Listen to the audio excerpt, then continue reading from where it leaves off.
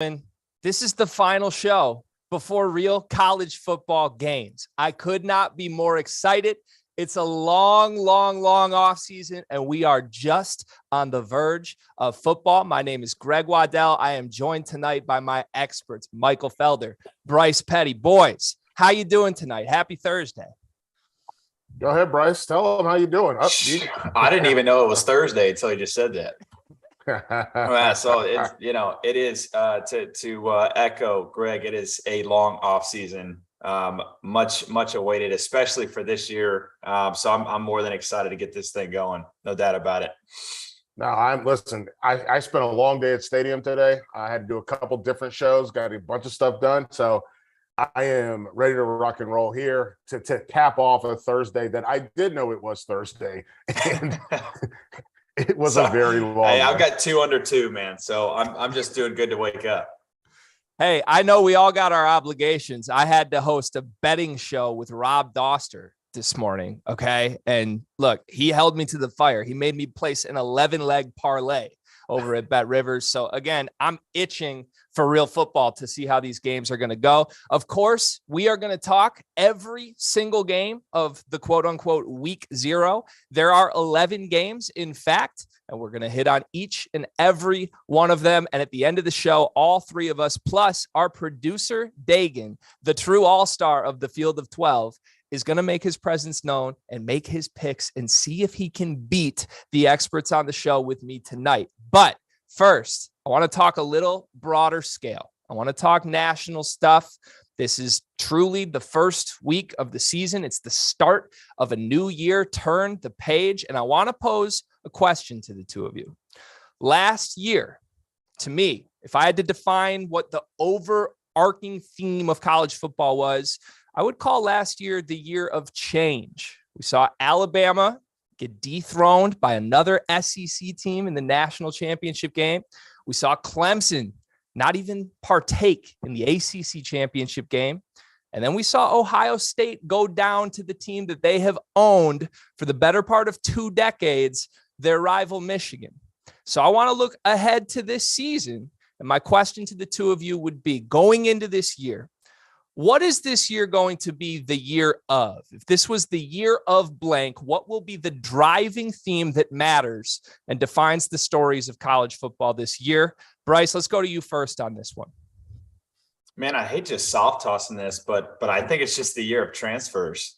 I think this is going to be the first, really just the first look at what this wild West theme that we have been talking about all off season and it come to fruition on the field.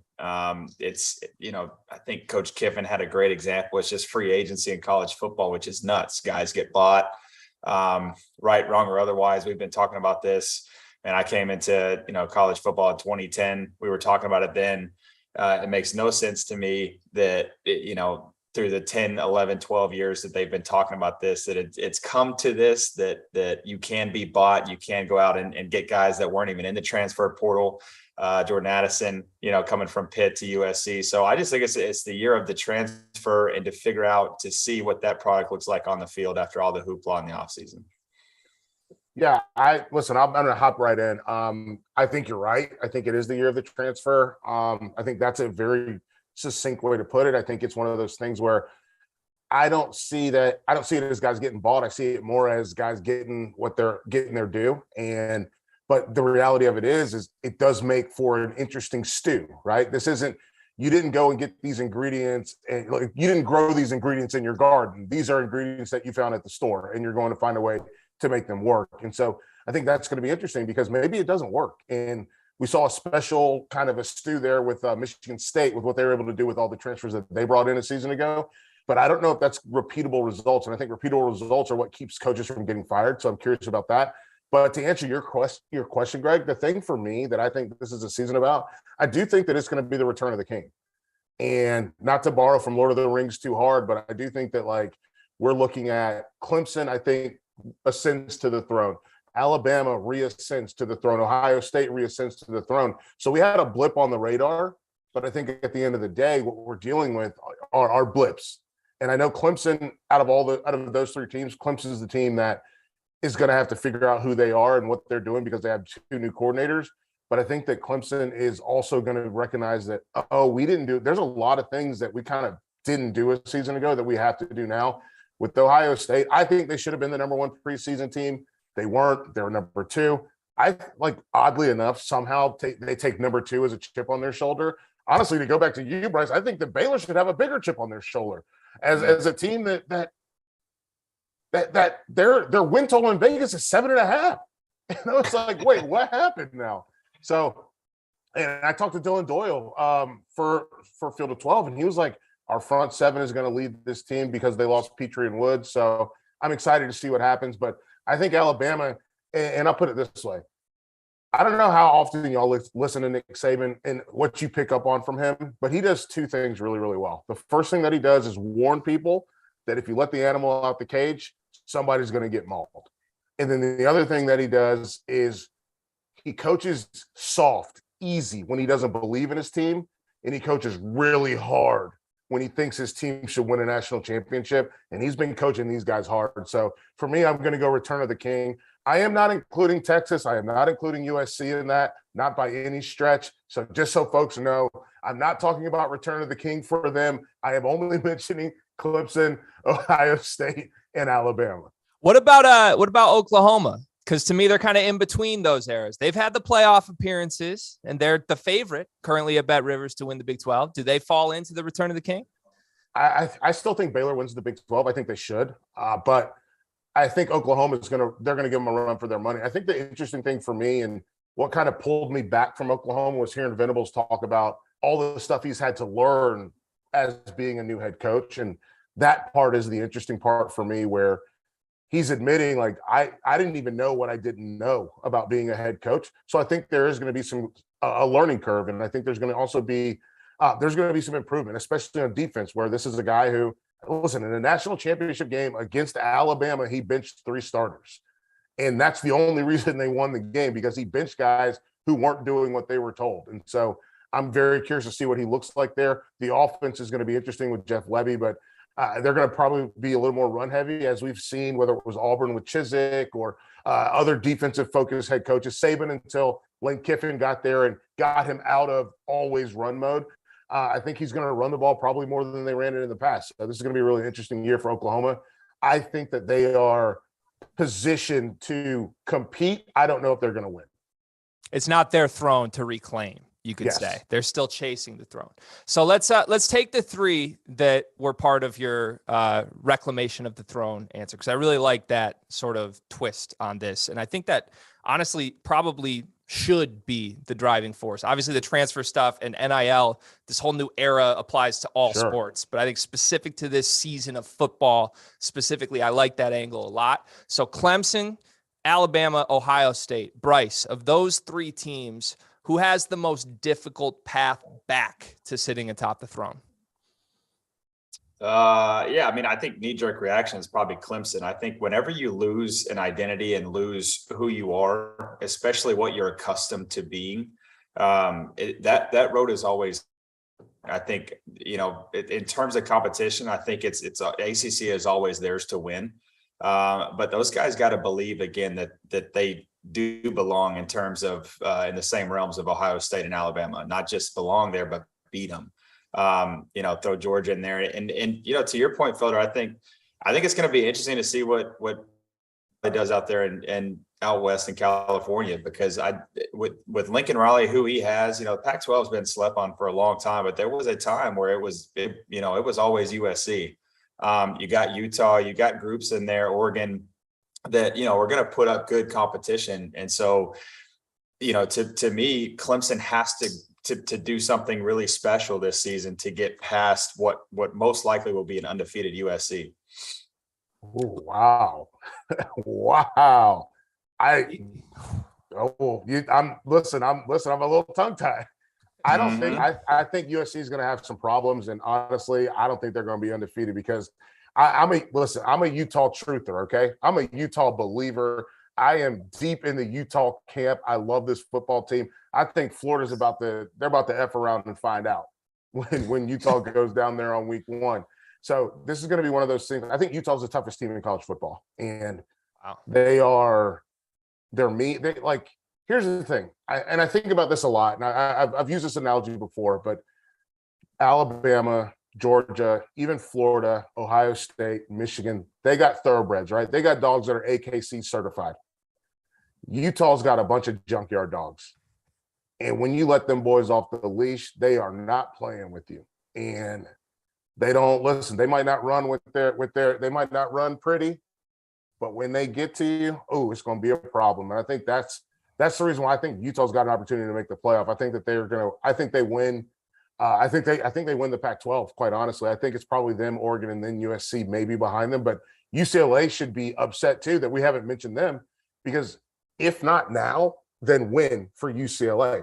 If you can't win the Pac-12 right now, if you're UCLA with the quarterback that's coming back for what is fifth year, I guess, basically, fifth year. If you can't win the Pac-12 with DTR right now, then when are you going to ever win it?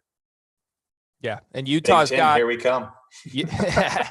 Utah's got USC at home this year too. So when you talk about those two teams converging, I really do feel like that game could potentially be the swing for the season. It's going to be an incredible game. That Rose Bowl game was one of the greatest games that I've seen in a long time between them and Ohio State. I talked to Joshua Perry. I work with Joshua Perry over at Stadium. Joshua Perry, he said, if Cam Rising doesn't get hurt, we lose that game. Even with what Jackson Smith and Jibba was doing, we lose that football game. We're going to lose that game because they were just beating up on us. And then we had to have a guy go out and then have someone have a hero effort at wide receiver to be able to get a W. Yeah. Yeah. George Whitfield the other night called Utah the biker gang on here. So Utah fans got to love us right now. We got the junkyard dogs, the biker gang, everything. We're big fans of the Utes to start this season.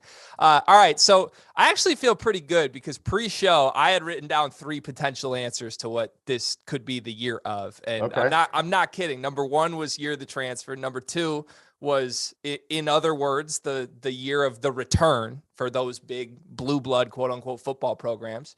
And then my third, tell me how crazy I am for this, because I think you could say this probably every other year in college football. Going into a season, you could define the next upcoming season as the year of the quarterback. But it's really hard for me to look at these 3 names at the top of this list, being Bryce Young, the Heisman Trophy winner, who has a built-in narrative to return to the top of the throne this season. CJ Stroud, the Heisman favorite this year, who has to go get revenge on his rival, has to prove he can actually lead a team to the highest heights in college football.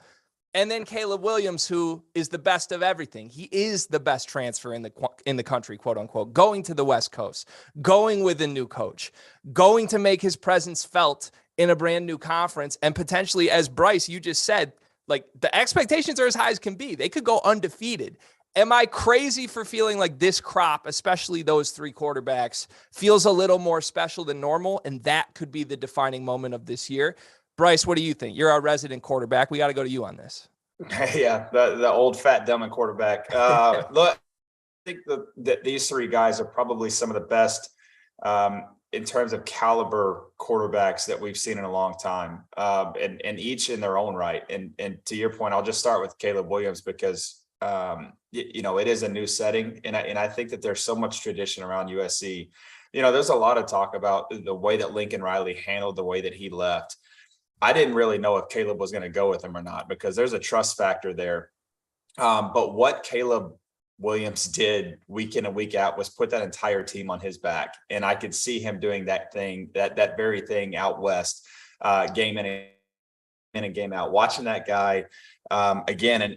And George said it last week as him being his top quarterback that he's seen in this. He just does things with a football in his hand that you can't teach. CJ Stroud, I think, is going to have the benefit of what could be one of the biggest moves in college football is Jim Grove, who was the Oklahoma State DC that's now at Ohio State. With him and Ryan Day, I think they're going to have an incredibly gifted football team. There's not going to be many shootouts that Ohio State's going to have to win. I think that Jim Grove is an exceptional defensive-minded coach, and with the guys that they got up in Columbus, I think it's just kind of poised for their, especially for CJ Stroud to just have a little bit of pressure taken off of him. And then ultimately Bryce Young, I don't even know if he gets rattled. I think that you could, give that dude $1 million and he'd be, hey, thanks. I think that you could punch him in the face and hey, thanks. I don't know how much rattles that kid. And so I think that, it's as much expectation as what we put on Spencer Rattler last year, not to compare apples to apples here.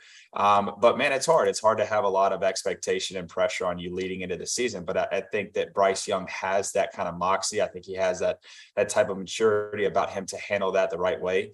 And then again, with the product on the field that Coach Saban and Felder alluded to before, getting those guys prepared is not going to be an issue. So I think it's going to be business as usual. I promise you, he's not even thinking about New York. He's thinking about week 1. And so with those 3 cats, I think, the year of the quarterback that's a decent title for this year. Yeah. I think I read a stat earlier today where, it like only once in 20 years has the Heisman favorite ended up winning the Heisman. So I do think like heading into a season, often the hyperbole of how great we expect these quarterbacks to be can sometimes exceed what the product ends up being, or not even sometimes. That happens more frequently than we like to admit as analysts and as media members heading into a season. But I do think these 3 feel special. And I think NFL teams feel the same way. And I think coincidentally, they play for programs that are all seriously in the mix to win the biggest prize here, maybe in a way that, no offense to, Spencer Rattler and his team last year, but maybe that was unrealistic to see winning at that type of height that we could easily see Ohio State or Alabama this year with quality play from those guys. Felder, question to you from those 3. If everything was equal around them and you had one game under center on the line for all the marbles, who's the guy you would trust? Who's the guy you would pick out of those 3? I'd probably pick Bryce and then CJ. I don't think Caleb belongs in the same ballpark with him. I think he's supremely talented. But to me, Caleb Williams is more intrinsically tied to Anthony Richardson at Florida. They are guys who can do remarkable things, but I do not think that they are as far along at the quarterback position that Stroud and Young are. And I think that's the difference here. I think there's also the introduction, but I do agree with you that this could be the year of the quarterback, because even though Richardson and Williams, they're going to still have to do another year. The reality of it is we're looking at Will Levis. We're looking at DTR from UCLA, who we already mentioned. We're looking at Cam Rising from Utah. We're looking at there's a lot of guys that are going to have to make waves. I think that Michigan's an interesting quarterback situation with JJ McCarthy being supremely talented, but maybe he's not even going to be the starter for them. So to me, I think it's Stroud and it's Young. And then who's going to be our number 3 guy? Speaking to the NFL draft specifically, because for me, I think Williams and Richardson still have a lot to prove. And I agree with George Whitfield that those guys are remarkably talented. He said the same thing about Anthony Richardson when we were doing the SEC preview. But I don't think that they are as far along in their journey to becoming a quarterback. And for Richardson changing coaches, for Williams changing locations, I think those are going to be – it's going to be interesting to see how those things shake themselves out. Stroud and Young, and this is something that I've talked about before, I've written about it. Those are guys that went to college with the idea that no one's going to call me a runner. No one's going to call me a runner. They're going to call me a quarterback. They're not going to call me a playmaker. They're going to call me a quarterback. And they've achieved that goal. And they're going to continue to achieve that goal, I believe. And with Caleb Williams and Anthony Richardson, again, 2 guys that I think are tied together, they're going to push. They're going to have to push to earn that moniker, or more specifically, to eschew the idea that these guys are more Lamar Jackson than they are, guys that throw the football. And I think that's the part that's going to be interesting for them. All right. So that's a good transition. Talking about guys that may have something to prove.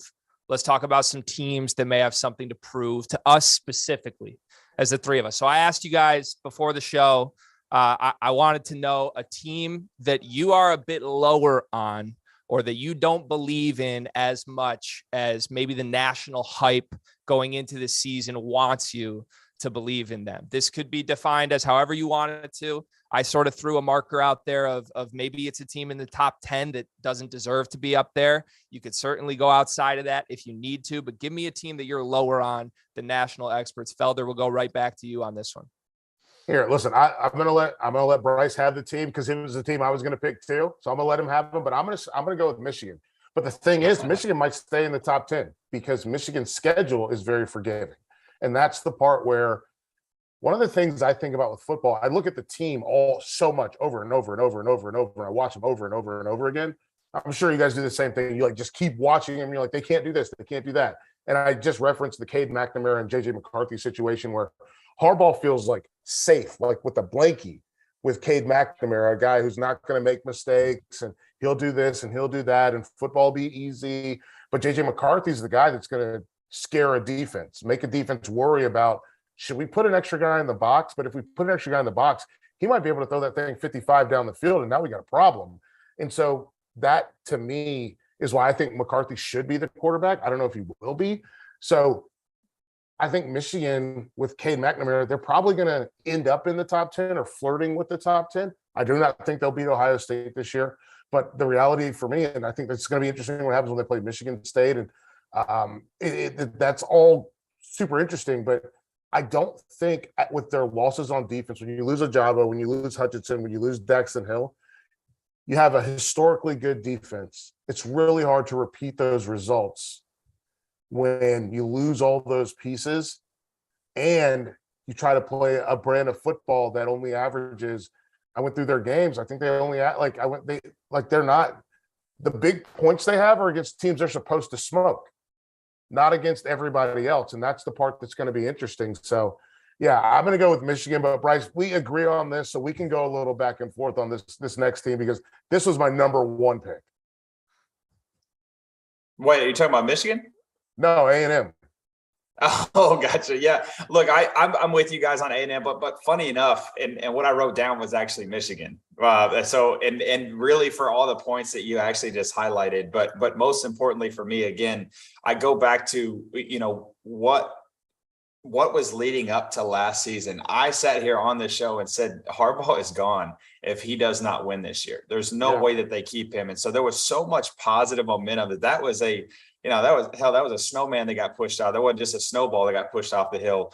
And so when that thing got rolling, it was just kind of a perfect storm. And so I feel like Michigan's not going to be able to do that again. There's so much energy to capture momentum. And it's really hard when the guys that you just mentioned too, Felder, that are in the league now, there's something to be said about your leadership. There's something to be said about, especially in that locker room, that and I think Harbaugh is a player's coach. I mean, he wants those guys to take over the locker room. Losing guys like that were vocal, that also produce on the field, is going to be really hard to replace. So funny enough, I honestly don't even know if I can spend time on A&M. I think we all feel that way, but at the same time, man, Michigan to me, like, there's no way that they top 10.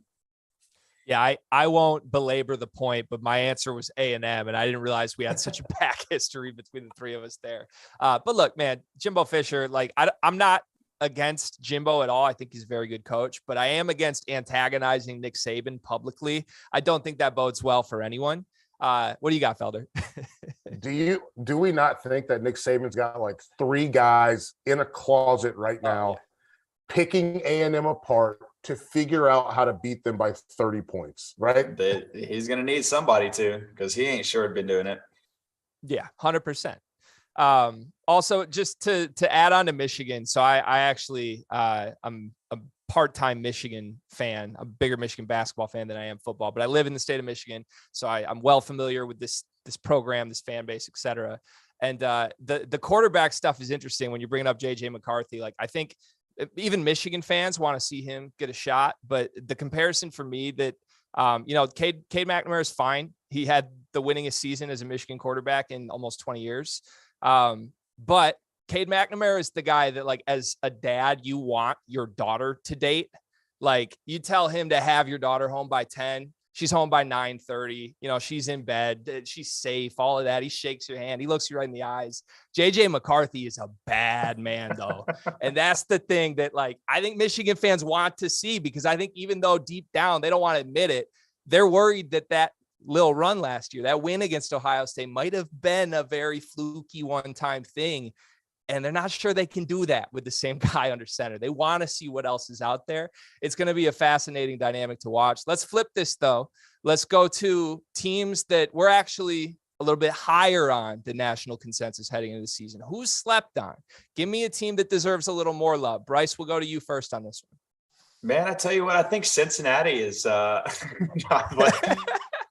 was my wee thing, Felder, from last year. I'm not sure if you kept up with this, but look, I'm going to go back to him. And I really think that SC, I think that this offense is going to drive this team. I really don't care what's on the other side of the ball, just because the Pac-12 historically is just not that great on the offensive side of the ball outside of Utah anyways. So I think that if they go and do what I know that they can do, because I've watched it the last 6 years with Lincoln Riley, they go score points, and they score points in bunches. And so I think that with the talent that they brought in over the offseason, with Caleb Williams behind it, is in a system that he already knows with Lincoln Riley. And I think there needs to be, I hope there is, a little bit of chip on Lincoln Riley's shoulder too, regardless of the $110 million that he got in the new mansion. But I think that he has something to prove by making that move the way that he did. And so I'm hoping it's kind of all ball for him. And so I think USC is going to be one to keep an eye on, especially, again, Pac-12. Love what you're talking about, Felder, because I think Utah is going to be a hell of a game. But I think they're going to be a team that rises up pretty quick. Yeah, I'm terrified for them, because I think that it's going to be a little bit harder than everybody thinks. But if I'm going to go pick a team, and listen, this team's got a hard road, but I'm going BYU. I love this team. Jaron Hall, obviously. You throw in the fact they've got Gunnar Romney back. I know they lost a running back from a season ago, but this is a team, to me, they fit into that toughness category. Saying it's weird, we're talking about two teams from the state of Utah, but BYU is a tough team to play as well. And their schedule is hard. Like, I'm not going to sit here and pretend like their schedule is not hard. Let me make sure I got it pulled up. They have to play Baylor. That's not going to be easy. They have to play Oregon. Not going to be easy. Wyoming's not an easy out, which we'll get to later in the show. Notre Dame, for sure. That's not easy. Utah State's not easy. I think they may have the hardest schedule in college football, because they got to play Arkansas. They got to play Boise State. And so I think that they have one of the hardest schedules in college football, but this team is good. And to be only at 25 in the preseason AP poll is a little bit of disrespect for a team that in 2 seasons has won 21 games. 21 games in 2 seasons. They're a good football team. Kalani Sitake is doing his job. It's a hard job this year. Let's be real. Baylor, Oregon, Wyoming, Utah State, Notre Dame, Arkansas, all in a row. That's not easy. But I tell you what, if this team wins 10 games, they better be in one of those big bowl games, because they deserve it going through that schedule. Yeah, you're not wrong at all. All right, I'll throw mine at you, and we'll see what you guys think of this. And Bryce, I'm coming to your area of expertise here, but it's not your boys. It's not the Bears. I'm going with the team that came this close against your Bears last year. I think it's Oklahoma State. And yeah. I truly do feel that, nationally right now, there's separation between them and the quote unquote top of the Big 12. And I can't quite understand why that is, with how much change is happening at the quote unquote top, with Oklahoma and with Texas, with all these new faces in and out. And then you've got Oklahoma State, who, not to play the motivation game, but I do think it's a powerful game sometimes, especially when you have someone under center like Spencer Sanders, who can do a little bit, who can extend plays, who can, make throws on the run and keep his team in games where everybody else might not have it. I sort of feel like this team deserves a little bit more top 10 consideration heading into this season. I certainly don't think there's much separation between them and the Oklahomas and the Texases in this conference. And I would lump Baylor in with them, especially from like a betting perspective over at our friends at BetRivers.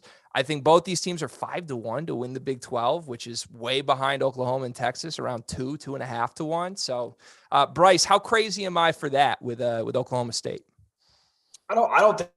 I mean, look, when we talked about it with Coach Sumlin and Trevor, last week, definitely a team that you have to keep an eye on. They're very played. Stillwater Gundy's been doing this for, I think, 50 years.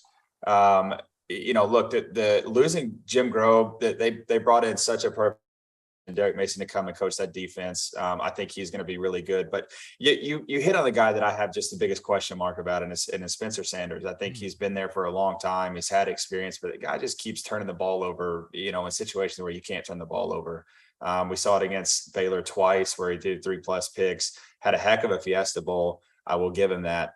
But at the end of the day, I think that it is an interesting shakeup. I think that the Texas, Longhorns are kind of like the Dallas Cowboys. Everybody wants them to win based off of talent, but they never do. This Oklahoma team has some spice around them. I think Jeff Levy's going to come in and light it up. And Dylan Gabriel coming in played with him before. So I think that's going to be, a very easy and smooth transition for him. He's kind of a natural born leader anyways. And so it's going to be kind of a three-way tie at the top, I think, with Oklahoma State and Baylor. So I don't think you're wrong there. And I think their schedule favors a little bit better than Baylor. Baylor's got a heck of a schedule. I mean, they've got some road games that they're just going to be. I mean, if they get out of those, it's kind of like the BYU conversation that Felder just put. I mean, if you get out of that unscathed, I think you belong to be in that top 4 conversation, especially with the way that it's kind of shaken out with Oklahoma State, Texas, where everybody sits. So you're not crazy. I was going through the schedule earlier with Baylor. It was like over 7.5 wins on the season. And I felt so good about it because that's crazy to me. And I still feel that way. But then I started going through the games. And I'm like, well, wait a second here. They really could lose 4 or 5, and that's not even their fault. This is just the schedule. What do you got, Felder? Well, here's the thing. One, I think losing Jim Knowles was one of the biggest losses in all of college football. I think he's the best hire of the offseason. I think he's a better hire than Lincoln Riley. I think he might be a better hire than Brent Venables. I think he's the best hire because you take what he did at Oklahoma State and turn them into and let me do something real quick because this is something I wanted to ask you about, Bryce. So let me just do a quick draw. Probably the fact that I've been calling Knowles Groves the whole time because that was the old Baylor coach. That's probably what you should have been asking me. I feel like listen, even drinking tonight. You said that, I was like, damn, what have I been saying the whole time? I tried to let you cook, my man. I tried to let you cook. You should have lit me up. So no, let me show you something because I want you to tell me what this does to a quarterback because I think this is important because we got to talk about this because this is what Knowles does. And then we got 10 yards right here. So I'm going to try to hold it up. Let me see if I can get it right. But when you got 2 safeties sitting under 10 yards, right? What's that do to you? That means I'm going off the top, blow the top off the thing. Yeah. Right. And here's the thing. Most quarterbacks aren't as good as you were. Most quarterbacks can't make that throw. Most quarterbacks can't complete that pass, right? And remember this, when we go cover 0 out of this look, that means we got 6 guys coming. Yeah. Six guys coming. Now what do we got? Now we got a problem because now we're going to get in your face. And he did that. He did that at Oklahoma State with their athletes. And then they used to morph it into cover 3, morph it into cover 2, morph it into cover 4. But they were committed to that cover 0. Even in the Texas game, they gave up a 50-something yard play. And then they kept playing cover 0. They ended up only giving a field goal when the team got the ball down inside the 15. So I think I think he's the biggest hire in college football because now Ohio State goes from bend but don't break defense to, oh no, we want to take your lunch money. We are bullies. We don't need just a Bosa or a Chase Young. We're going to take your lunch money every play with guys you've never heard of. And that's what I think Oklahoma State does. So losing him, I think, is a big problem because I don't know how you maintain that identity without him. I will say this, though. I will throw somebody else in the mix. I'm going to throw Kansas State in there. Ooh. Mm-hmm. I'm going to throw Kansas State in there. This is a team. Identity is everything in college football. And Kansas State is a football team that knows who they are. Are we the fastest? No.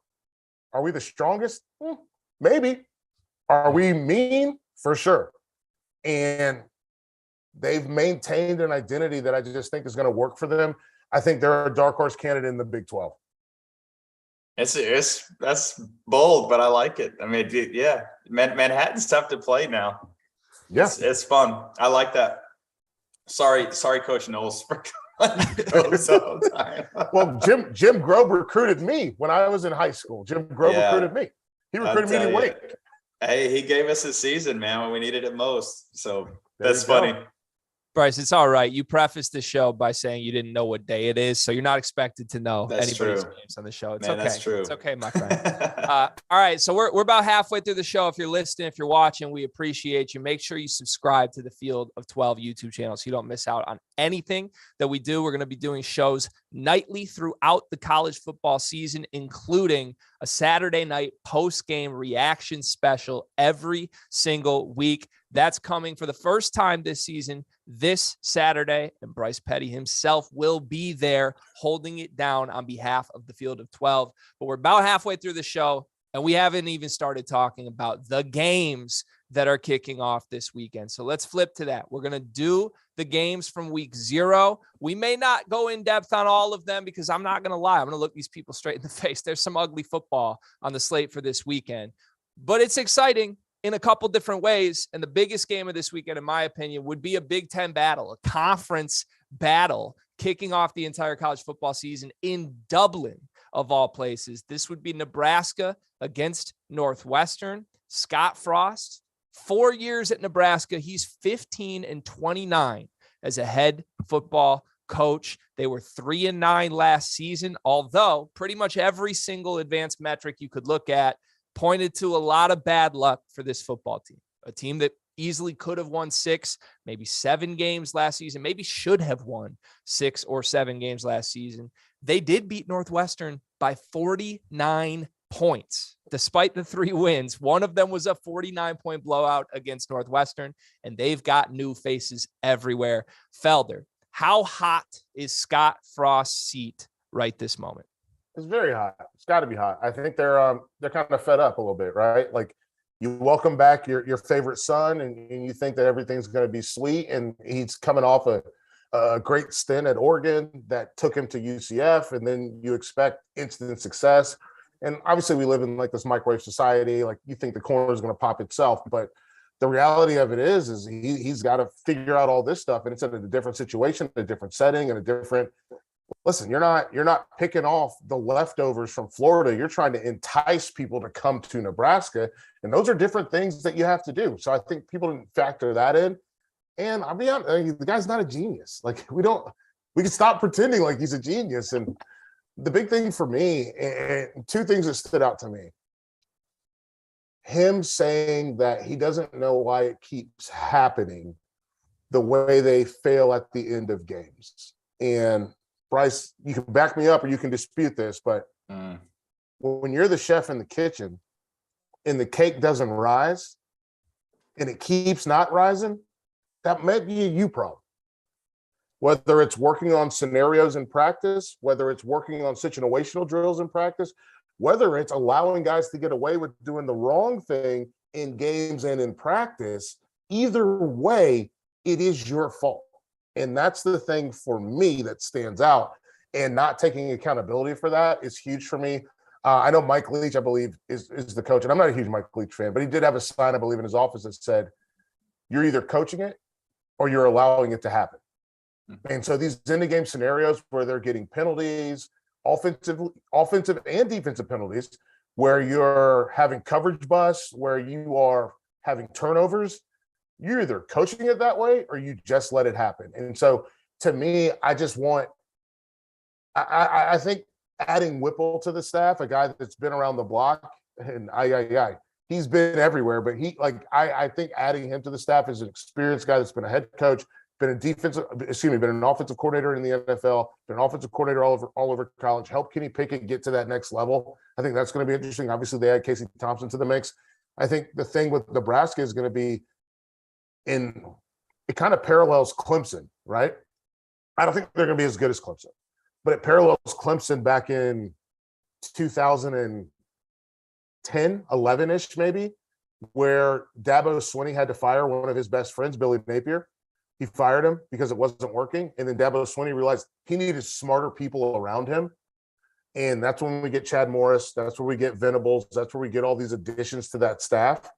I think that Scott Frost, Whipple might be the first step for Scott Frost to add in a little bit more experience, a little bit more intelligence, and ultimately a little bit more control over an offense that really seemed rudderless over the course of the last 4 seasons. Yeah. So I don't Nebraska. add to that, man. Oh, go ahead, Bryce. No, I was just saying I don't have my. I mean, that's really good. I mean, if I can add anything to that point as a player, make no mistake, you read the same things that we all read on the outside. So yeah. It's such a good point to make. And it was one that of course he's on the hot seat, and the fact that he won't even his own accountability is really to me as a, has been player, but that's your job as a head coach. You're in the paper for winning, and you're also in the paper for losing, and it's nobody else. And you cannot, to say something, it's kind of profound to me that he would say, I can't figure. If you can't, then the AD needs to find something else too, and to, so to Felder's point, bringing in the right people, I think Casey Thompson gives them a little bit different dynamic than, the Martinez's that have been there for the 8.5. I think every quarterback that comes through Nebraska is a Martinez. I don't know where they keep finding him, but, he adds a little bit different dynamic. And I actually like Casey Thompson a couple of times that he played, for Texas. I thought he did there. So I really hope that Scott Frost can turn it around, just because I think it's a great story for college football. I love when guys come home and coach and be successful. It has not been that to date. So I'd love to see him turn around a little bit. So the most interesting thing about Nebraska to me right now is that apparently, at least with the sports books, they're almost acting as if this team already has made major strides. They have the 5th best odds to win the Big Ten. Like they're ahead of a bunch of teams that I think are a lot closer to serious contention than at least last year's version of Nebraska is. And maybe that Who are they behind? They're behind Ohio State. They're behind Michigan. They are behind Wisconsin. And I'm trying to remember the 4th, but they're ahead of like Purdue, Minnesota, all of these teams that on our Big Ten preview, Butt and the guys were here really talking up. Penn State, Wisconsin. Yeah. So, I mean, that's Michigan State. They're in front of Michigan State. They're ahead of Michigan State. They're ahead of Iowa. They're ahead of Minnesota, Purdue. Minnesota too. Yeah. And this just doesn't square. I mean, they're 13-point favorites in this game on a neutral field against, say what you want about Northwestern, but the 5 times in Pat Fitzgerald's Northwestern career where he's had a losing record at Northwestern, 4 of them he's flipped around and had a winning season the next year. So, and even that, I think Nebraska's got more new faces on the field than Northwestern does, who returns 9 starters on offense. Nebraska, you said it, Casey Thompson from Texas, Trey Palmer, wide receiver from LSU's there. There's not really questions necessarily on the talent, but it sort of seems like they're being anointed in a way that maybe none of the results on the field back it up, at least under the Scott Frost regime. Bryce, I have a question for you. So you talked about Casey Thompson. You liked what you saw from him in his short time on the field at Texas. But so it's interesting to me because I would think from the outside looking in, as a new quarterback going into a program that has maybe a prestigious history like Nebraska, but maybe there's a lot of just worries in the air that you might be able to feel from the fans and from the institution of this program right now of, we don't really know how much we're supposed to win. How hard is that? Because it's not at all 1-for-1 similar with your time at Baylor. I mean, you guys won every single season you were there, but the history before you got there and the timing of kind of as soon as you get there, your teams start winning. Did you ever feel some of like this, like, hey, is this for real? And does that lead to some self-doubt stuff, especially as you're stepping in year 1 as a starting quarterback at a program like that? Yeah, I mean, look, it's noise, right? And it's always outside noise. What I felt like we did such a good job at Baylor of is allowing that to stay outside. We never really brought that in, because the thing is, and these dudes are hearing it on campus. They're hearing it with their classmates, they're hearing it at frat parties or whatever else. And especially, on Twitter and everything. And as nostalgic as that football team is, their fan base is probably even more nostalgic. I mean, a Cornhusker game they've sold it out for the last 100 years, So look, there is a lot of pressure, I think, in that room. And again, kind of going back to Scott Frost, with Coach Briles, man, that dude, I don't know, man.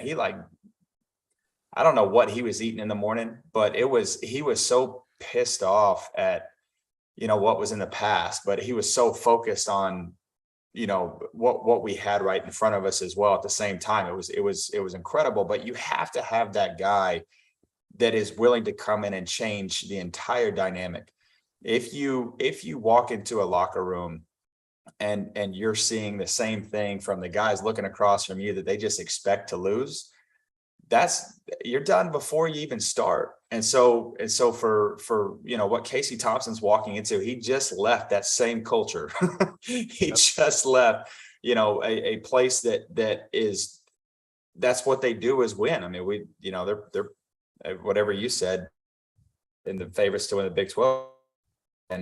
But it's just because of the history of their winnings, right? So Nebraska has that same thing. It's just, it has to be internal. Those guys have to check out of the noise in the outside world and really, kind of dig deep, because I don't even know if they have a coach that believes it either, if he doesn't know why they're not, finishing games. So I think there has to be a lot of confidence within. But the thing is, it can happen, man. There's a lot of turnarounds that you see, Dana. That's why I love college football. It's kind of every given season can be a new one. And so I think they do have the talent to make it happen, but they got to get out of this mindset of, we hope to win versus, no, we're going to crush them. It's a totally different mindset. Yeah. At some point you got to actually do it. Right. And that's the nice thing about college football is there's opportunities every single week, especially when you're starting fresh on the very first game of the entire season.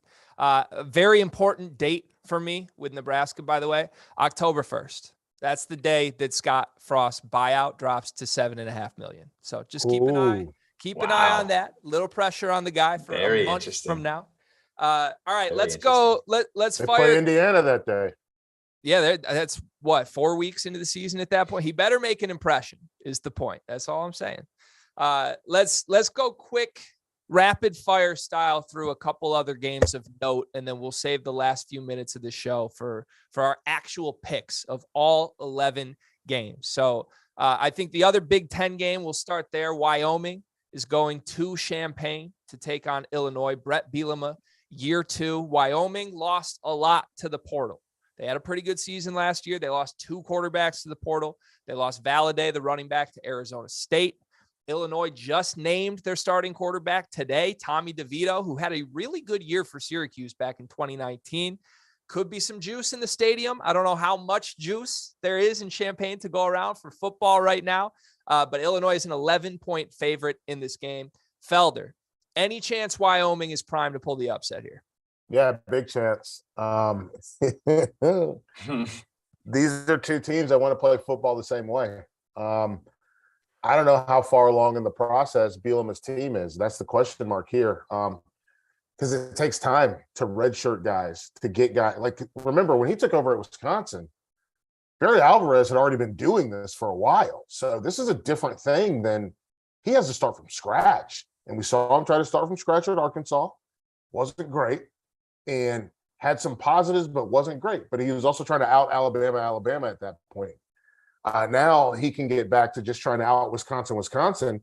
And he's got Chicago as kind of a backyard to play in when it comes to recruiting, but they still have to pick up steam. So I think this game's gonna be a little closer than people think. And listen, you said the number was what, 11.5? Yeah, 11 right now is where it's at. So yeah, there's a reason it's there. Like that's two plays. That's 2 plays. Mm-hmm. We're talking about, and that's the way I think. I don't know if this is the way you think about it, Bryce. I don't know if this is the way you think about it, Greg. But I think about it as that's 2 plays. That's one missed assignment by a safety, and that's one, that's a couple missed assignments or somebody getting washed down on it. That's a wall return working. And all of a sudden, oh my God, we lost this football game. And so I think this is going to be a tight game. I think it's going to be close. I think this is going to be one of those things where we have to figure out how good they are. I know they like Chase Brown. I know they like Josh McCray. I know they like the players that they have. But do you like your line? How much do you like your line? Because I haven't heard anybody talk about their offensive line as being what they used to have when he was at Wisconsin. That's going to be the issue. Yeah, I like the angle of out Wisconsin. I'll just throw this out there. A little Big Ten shade from me here. Illinois could probably start by focusing on out Rutgersing Rutgers first before we jump all the way up to Wisconsin. They got a couple of bars to go. Bryce, Brett Bielema, what's your trust level there? Outside of his quote that said, hey, I'm more excited about this team than I've ever been about. I don't know how much that's just smoke and mirrors or not, but again, I think Felder's got this thing on lock, man. I like all the points that Felder makes. Look, it is 2 plays, but especially with what we've seen the transfer portal be years past, that's where teams get hurt. The Wyomings of the world are the ones that get hurt because all their production.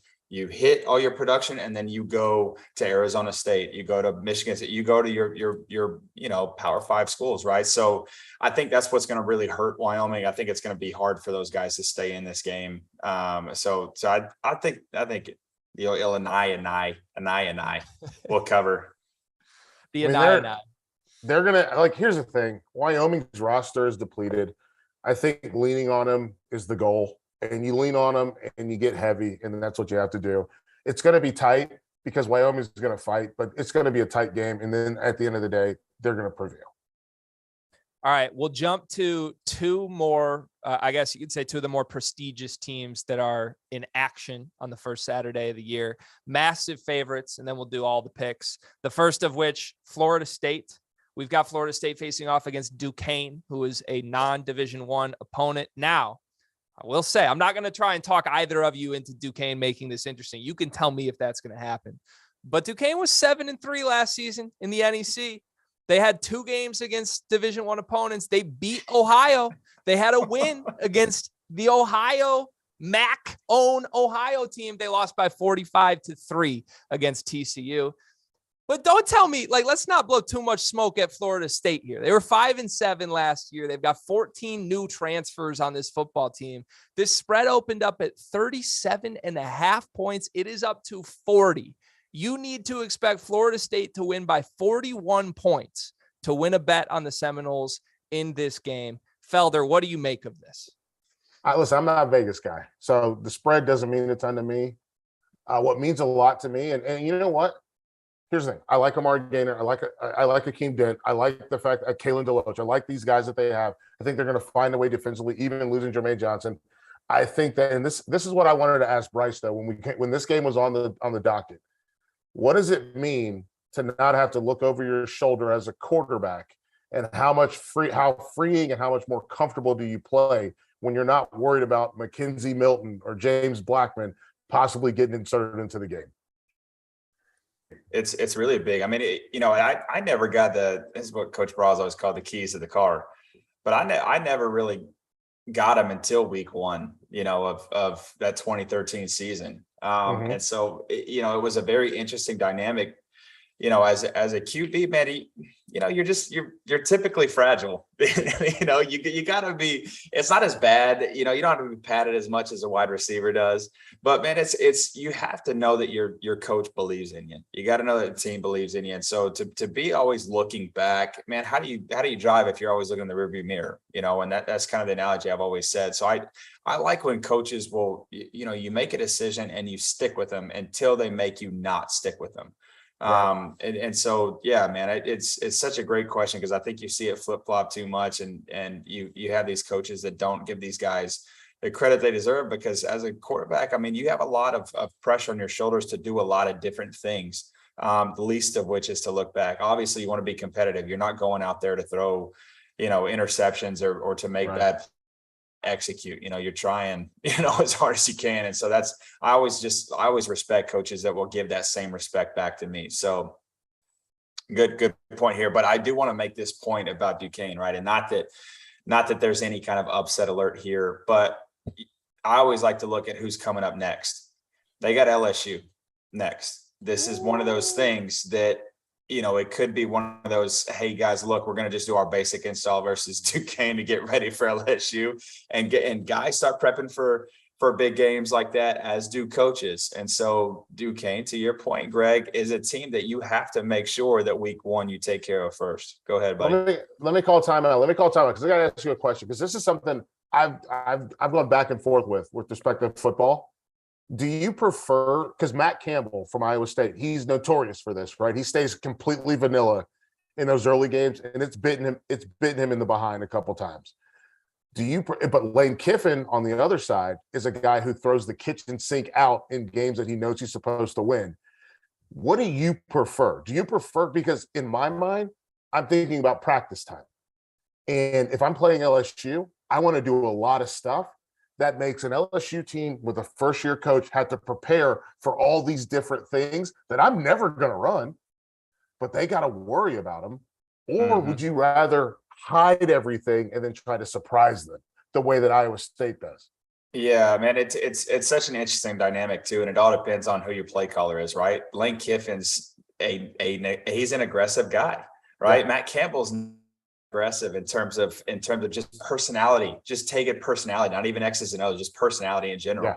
Lane Kiffin loves to make a splash. Coach Brawls loved to make a splash. So as soon as we strapped up, that dude had his, it was foot pedal down. and we wanted to crush you. We wanted to throw 80 points on you. We wanted to know how many points we could actually score against you. Sure. And so in that frame of mind, and especially too on the nuances, right? Like typically you don't get tendencies until 3 games anyways. So yep. DCs don't really get to see what situational football you're going to throw. So to me, it's week 1, throw everything at, don't ever play vanilla. Don't play timid. It just sets a precedence for your guys of like, hey man, you guys ought to go out here 3 yards cloud of dust and beat them. No shit. We wouldn't be out here. We wouldn't be at Ohio State if we couldn't do that. But I don't like when play callers become timid because of that. Right. And I do think you see it not. Yeah, I'll just throw the fan perspective in here. If I was a fan of a team that won 5 games last season and I could tell that we were not foot on the gas in week 1 and we're trying to save things for week 2, I'm going to get a little antsy on that, especially if this is not a 2-3 score game by halftime. If I'm looking around as a 6, 7, 10 point game, I'm getting a little nervous. So let's go to the final game on my list here, which is North Carolina. They're taking on Florida A&M. The story here, the quarterback, the star is gone. Howell has departed for the NFL. Drake May is the new starter here. Supposedly a big arm, big talent. Josh Downs, field of 12, All-American wide receiver. Can this passing attack look similar to what it did last year with a new face under center? And Bryce, what's it like? I mean, stepping in after a guy has departed for the NFL, what's it like to sort of be handed the keys and now need to pick up the parts and keep this thing moving? Yeah, man, it was my favorite. I had every record that Griff had on my book. I was wanting to beat all of them. It's kind of like, hey, it's my turn now. You guys know of Sam Howell now. You're going to know, Drake May's name, and that's most likely, I would assume, or I would hope that's his confidence level, 1, but 2, that's his mentality as well. Because you learn all that you can. And then, man, when it's your time to go, you put all of that work that you did in the off season and all the good stuff, out on the field, because it is your time. And again, going back to what we were talking about before, if you don't have anybody looking over your shoulder, then it's just you go, and then that I think there was a lot of hype around, the Tar Heels last year that fell flat on their face. So I'm interested to see how they come out against Florida A&M. New year, kind of new expectations. For the blue there, and they need it. They need it. I think Mac Brown will have him here back up. All right. So I played at UNC. I don't know if I played at UNC 2003, 2000 through 2006. We weren't good. Played for Coach Bunning before they got Coach Davis, obviously Fedora, and now to Mac Brown. Here's the thing. You said not looking over your shoulder. He's going to be looking over his shoulder. Jacoby Criswell is a part of this. They're going to play both quarterbacks. Mac Brown's audio from the presser where he named Drake May, the starter, it was like an angry grandpa who was like, I don't know why the boat didn't start. Please just get away from me. And they do different things. Criswell is really good from probably 17 down. And Drake May does provide a semblance of that offense that they had with Sam Howell, where he pushes it wide, deep to the outside. And that's what they were really good at, which is what Josh Downs really likes to do. So I don't know how you marry those things. And I don't care about FAMU. Listen, great band. Love the fact they're at HBCU. That's in Tallahassee. I love them. But they're not going to beat UNC. But what I am looking for is how they manage these quarterbacks, because somebody's got to win this job. Someone has to win the job. And I don't think it's going to happen in week 1. It's not going to happen in the first week of practice. He used the words hot hand in his presser, which is never a good sign, because that means that you're going to be switching and switching and switching. But what people don't realize is in week 1, UNC has to go to the Rock.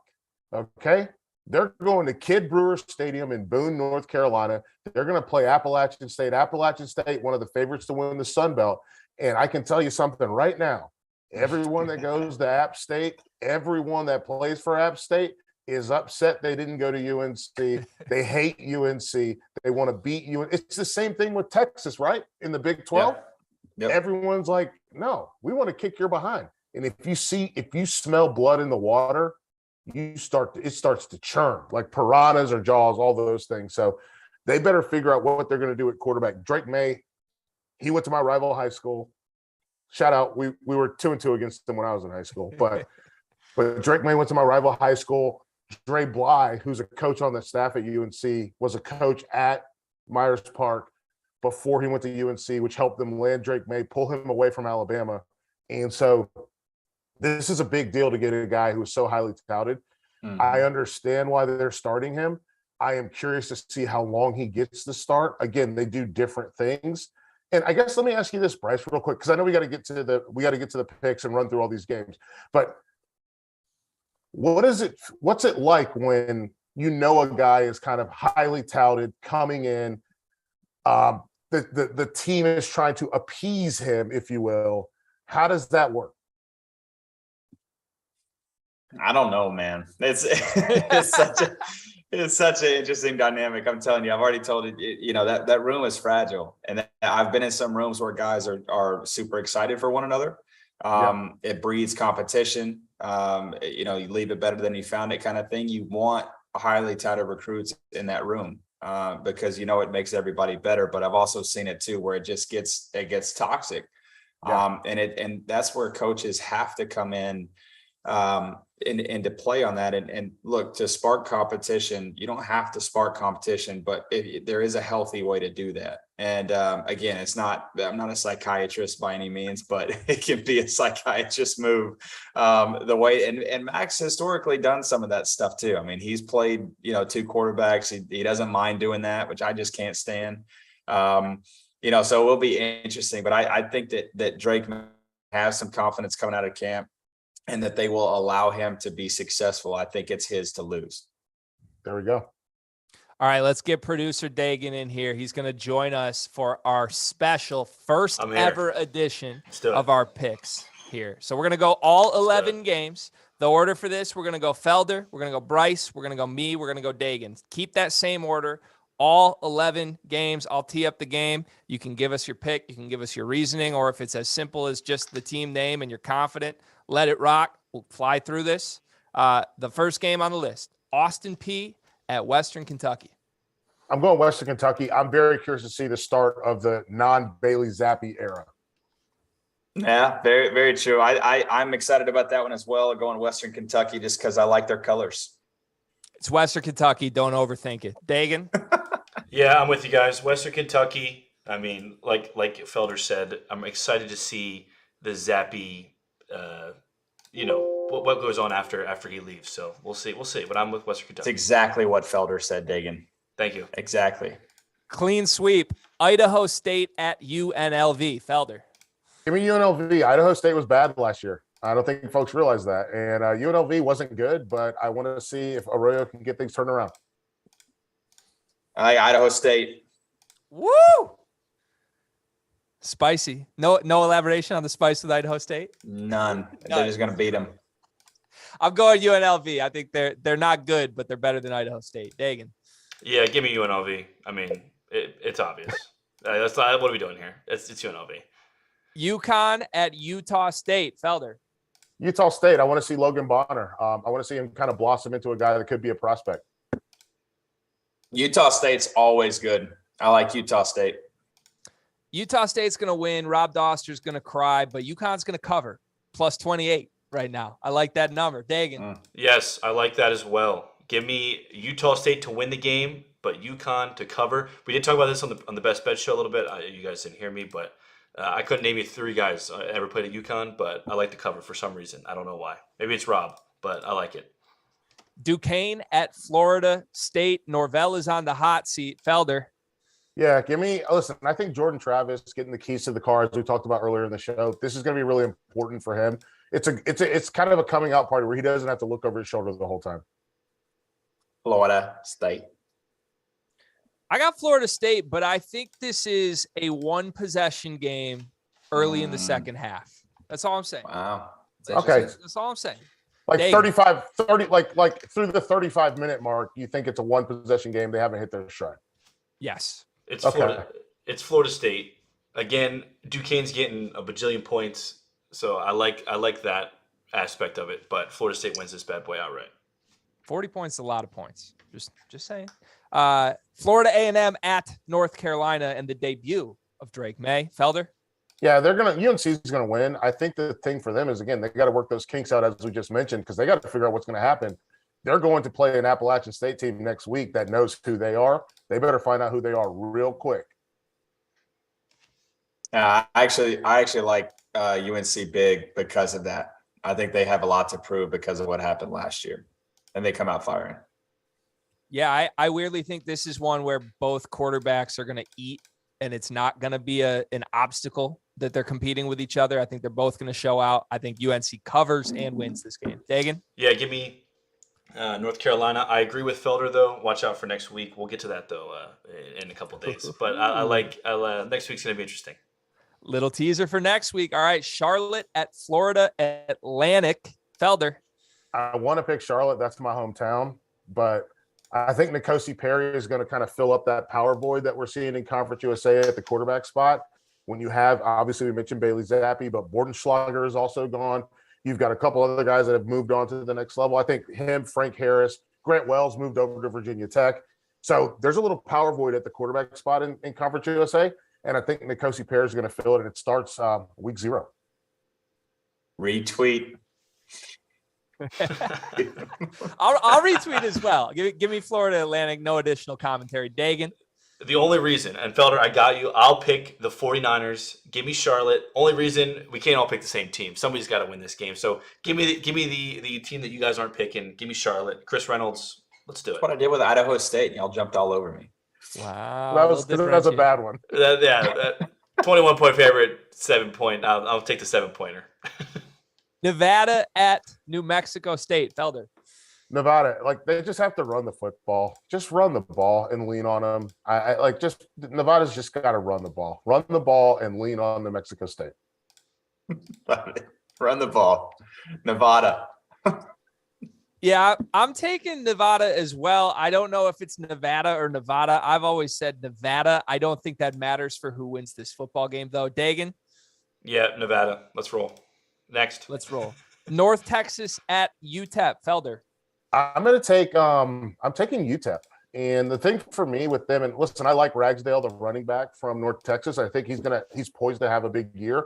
But with Hardison at UTEP, I think if he can go from 18 to 13 as a touchdown to interception ratio and push that to 25 to 8 or something like that, they can have a really good year and compete with UTSA and Conference USA on that side.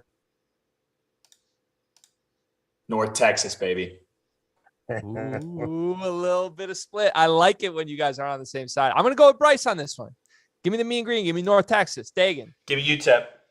Give me UTEP. I'm with Felder. Hardison. I think he's going to be the difference maker in the game. Losing Cowing though will hurt UTEP, but we'll see how they can adjust. But I like the Miners. All right, now we're getting into what I would consider the 3 most fun games of the weekend. Vanderbilt at Hawaii, an SEC team on the island against the Warriors. Felder, who you got? Listen, I want to pick I want to pick Hawaii. Timmy Chang making his coaching debut, run and shoot, doing his thing after the Todd Graham disaster. But Clark Lee, I want him to be a good coach. So I'm going to go heart.